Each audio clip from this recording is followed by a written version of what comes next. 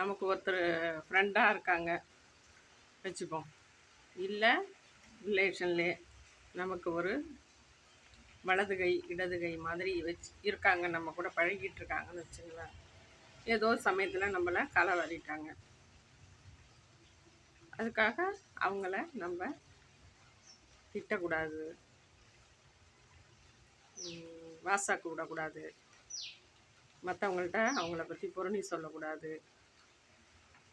அவங்க செய்கிறது எல்லாமே சரியில்லைன்னு சொல்லி மற்றவங்கள்ட்ட பேசக்கூடாது, புரணி சொல்லக்கூடாது. இதெல்லாம் செய்யாமல் நாம் அவங்கள்ட்டேருந்து ஒரு அடி தள்ளி, அவங்களுடைய சாவகாசமே வேண்டாம் அப்படின்னு ஒரு அடி தள்ளி இருக்கிறது பெட்டருங்க. அப்போ தான் நாம் நிம்மதியாக இருக்கலாம். ஏன்னா அவங்க குறை சொல்கிறதுக்குன்னே பிறந்தவங்க. அதை போய் நாம் பெருசுப்படுத்தக்கூடாது. நம்ம விலகி அவங்கள்ட்டேருந்து நம்ம விலகி போயிடணும். ஏன்னா கடவுள் ஒருத்தர் இருக்கார், எல்லாத்துக்குமே கடவுள் தாங்க.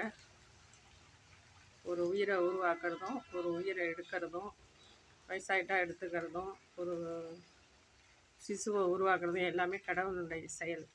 அதனால் ஒரு மனித ரூபத்தில் நமக்கு உதவி செய்யவும், மனித ரூபத்தில் கெடுதல் செய்யவும் எல்லாமே கடவுள் தான் நமக்கு கருணை காட்டுறார். அதனால் நம்ம கடவுள்கிட்ட ஒப்படைச்சிட்டு, கடவுளே நான் எந்த தவறும் செய்யலை, யாருக்கும் கெடுதல் பண்ணலை, எனக்கு மட்டும் ஏன் அப்படி நடக்குது அப்படின்லாம் கேட்கக்கூடாது.